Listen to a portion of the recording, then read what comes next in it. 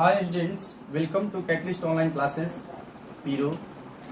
आज के इस टॉपिक में हम लोग देखेंगे अवतल दर्पण के सामने स्थित वस्तु का प्रतिबिंब अलग अलग स्थितियों में कहाँ कहाँ पर बनेगा और उसकी प्रकृति क्या क्या होगी।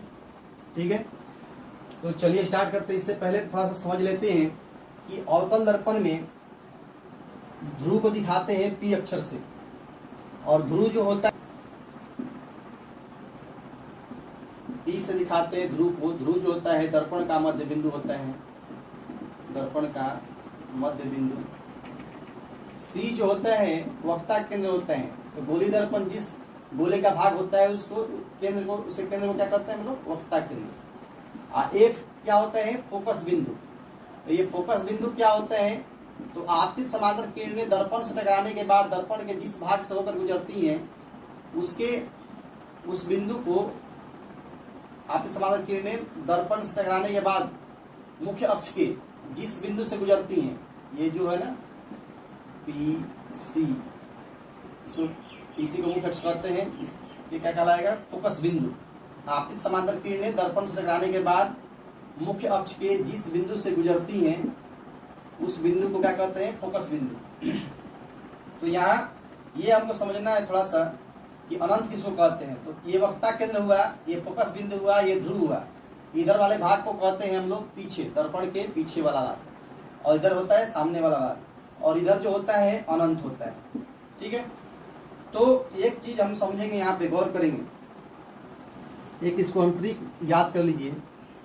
इसका ट्रिक क्या याद कर लीजिए? जैसे मान लीजिए दर्पण का ध्रुव यहाँ होगा, ठीक है, या फिर दर्पण का ध्रुव यहाँ समझिए, इधर पीछे वाला भाग समझिए, दर्पण के पीछे दर्पण का ध्रुव यहाँ पर हो गया, सपोज कीजिए फोकस बिंदु F, और यहाँ पर हो गया वक्ता केंद्र, और इधर हो गया अनंत, अनंत का साइन हो गया।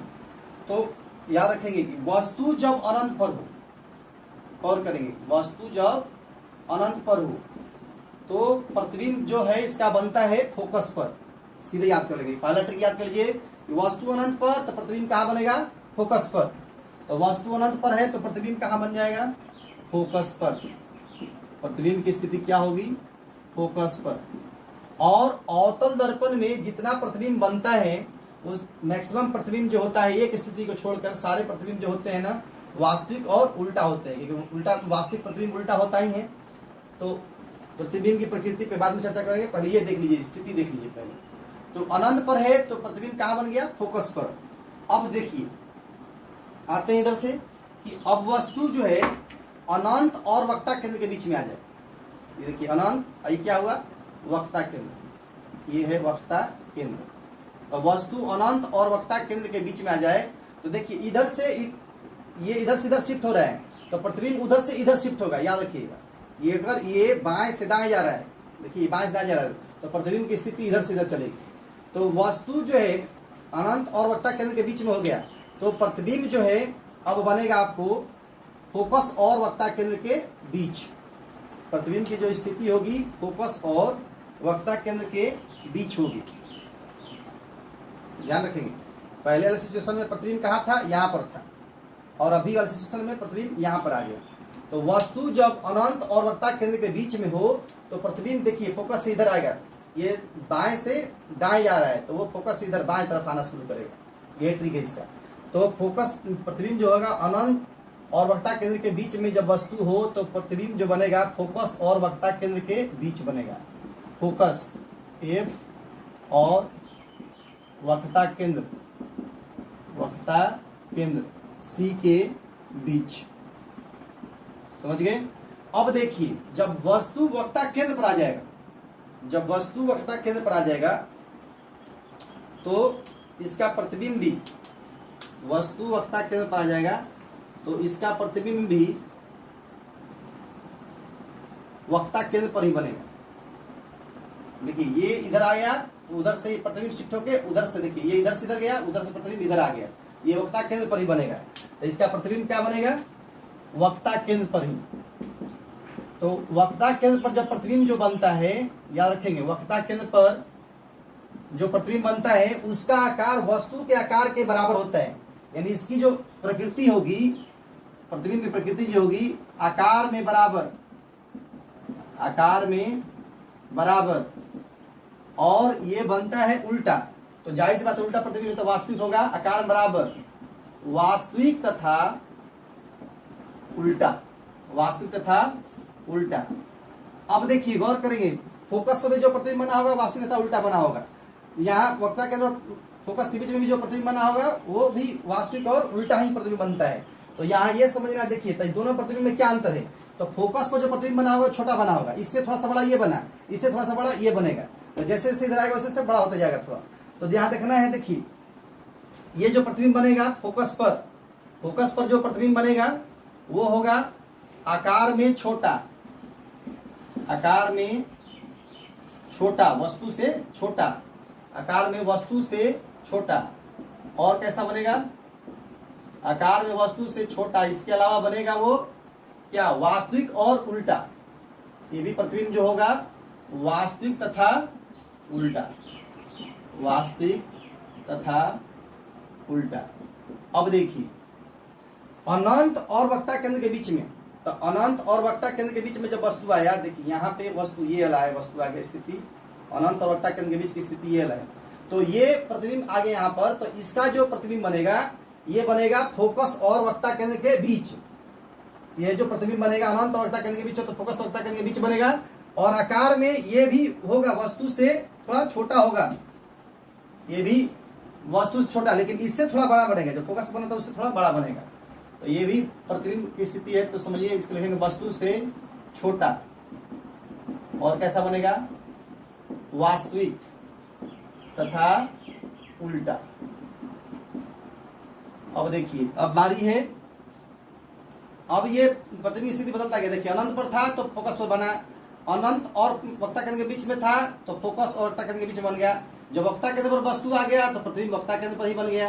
अब जो प्रतिबिंब है, अब जो वस्तु है, अब वस्तु जो है वक्ता केंद्र और फोकस के बीच, तो वक्ता केंद्र और फोकस के बीच वस्तु आएगा, मतलब वस्तु का चौथा पोजीशन यहाँ पर आ गया, देखिए 4 नंबर पोजीशन यहाँ पर वक्ता केंद्र और फोकस के बीच।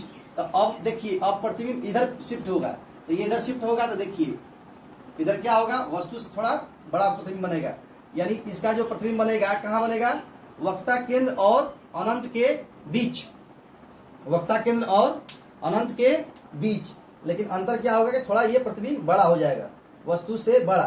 तो इसका जो यहाँ पे जवाब लिखेंगे हम लोग, वक्ता केंद्र और फोकस के बीच में जब वस्तु रहेगा तो इसका जो प्रतिबिंब बनेगा वक्ता केंद्र के बाईं ओर, देखिए इधर ये दाएं वक्ता केंद्र से दाहिने गया वस्तु, तो प्रतिबिंब आएगा बाएं, तो ये बनेगा आपको वक्ता केंद्र और अनंत के बीच, वक्ता केंद्र सी तथा अनंत के बीच प्रतिबिंब बनेगा।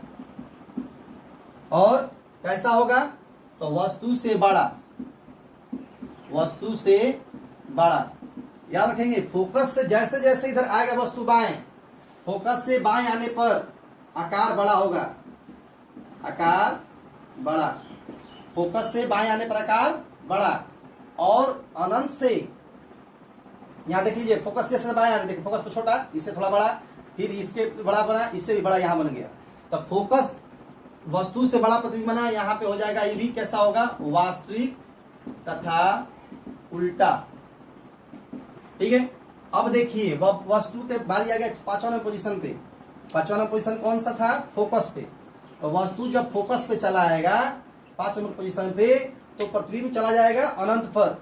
प्रतिबिंब कहाँ बनेगा, जब वस्तु आ गया फोकस पर, तो देखिए ये चलते चलते अब यहाँ आ जाएगा, अब जो प्रतिबिंब होगा यहाँ पर बनेगा अनंत पर, तो प्रतिबिंब कहाँ बनेगा, अनंत पर, प्रतिबिंब जो है अनंत पर बनेगा, और इसका जो आकार होगा वस्तु से बहुत बड़ा होगा। देखिए बता रहे हैं जैसे जैसे इधर आ रहा है वैसे वैसे आकार बढ़ता जा रहा है, तो इसका आकार वस्तु से बहुत बड़ा, वस्तु से बहुत बड़ा, और कैसा होगा, वास्तविक तथा उल्टा। यहाँ अनंत पर काल्पनिक भी होगा तो पता नहीं चलेगा, तो ये वास्तविक या काल्पनिक कोई भी हो सकता है, वास्तविक तथा उल्टा, आभासी भी हो सकते हैं। ठीक है, क्योंकि अनंत पर तो बना प्रतिबिंब सीधा उल्टा पता नहीं चलेगा, वास्तविक तथा उल्टा।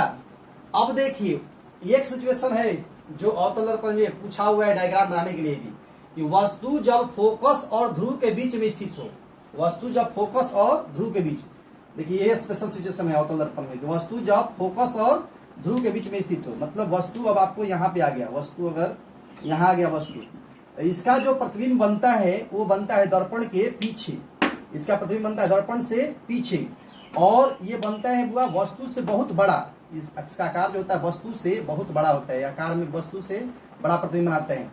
एक ही सिचुएशन यही है जो काल्पनिक और सीधा प्रतिबिंब बनाने का सिचुएशन है। अवतल दर्पण में काल्पनिक तथा आवर्धित प्रतिबिंब, आवर्धित मतलब बड़ा प्रतिबिंब वस्तु से, आवर्धित प्रतिबिंब किस स्थिति में प्राप्त होगा, तो जब वस्तु आपको फोकस और उसके ध्रुव के बीच, फोकस और ध्रुव के बीच, तो वस्तु फोकस और ध्रुव के बीच स्थित हो तो प्रतिबिंब जो बनता है वो दर्पण के पीछे बनता है। और ये कैसा प्रतिबिंब की प्रकृति होती है, तो काल्पनिक तथा आवर्धित, काल्पनिक यानी वस्तु से बहुत बड़ा प्रतिबिंब बनेगा, वस्तु से बड़ा, वस्तु से बड़ा प्रतिबिंब बनेगा, बहुत बड़ा प्रतिबिंब बनेगा। और कैसा होगा, काल्पनिक तथा सीधा, काल्पनिक तथा सीधा। तो इस तरह से हम लोग ये ट्रिक को याद कर सकते हैं कि वस्तु जब अनंत पर हो तो उसका प्रतिबिंब बनेगा फोकस पर, और जब वस्तु फोकस पर हो तो उसका प्रतिबिंब बनेगा अनंत पर। वस्तु जब वक्रता केंद्र पर हो तो प्रतिबिंब उसका वक्रता केंद्र पर बन जाता है। और इसमें ट्रिक के तौर पर केवल यही याद रखना था आपको कि वक्रता केंद्र यदि है तो वक्रता केंद्र से, देखिए गौर करेंगे, वक्रता केंद्र से बाएं तरफ वस्तु है तो कहां पर है, अनंत पर है, तो प्रतिबिंब बना लिए कहां पर, फोकस पर। तो प्रतिबिंब जब फोकस पर बनेगा तो इसमें याद रखिएगा अवतल दर्पण के 6 सिचुएशन में 5 सिचुएशन ऐसा है जिसमें प्रतिबिंब वास्तविक और उल्टा ही बनता है। छठा सिचुएशन जो फोकस के बाद जो वस्तु होगा, फोकस और ध्रुव के बीच में, केवल और केवल उसी में प्रतिबिंब जो बनता है वो बनता है काल्पनिक और सीधा। बाकी जितना भी सिचुएशन है उसमें सब में जो है प्रतिबिंब बनता है वास्तविक और उल्टा ही बनता है। तो यहाँ पर एक चीज और आपको गौर करने वाला है, गौर करेंगे, जैसे जैसे इधर हम अनंत से बढ़ेंगे फोकस की ओर, वैसे वैसे देखिए गौर कीजिए, अनंत से हम बढ़ रहे पहले वक्रता केंद्र की ओर, तो प्रतिबिंब जब बन गया, प्रतिबिंब बना अनंत पर था तो प्रतिबिंब बना फोकस पर, और जैसे जैसे फोकस से हम बढ़ेंगे अनंत की ओर तो प्रतिबिंब का आकार बढ़ते जाएगा।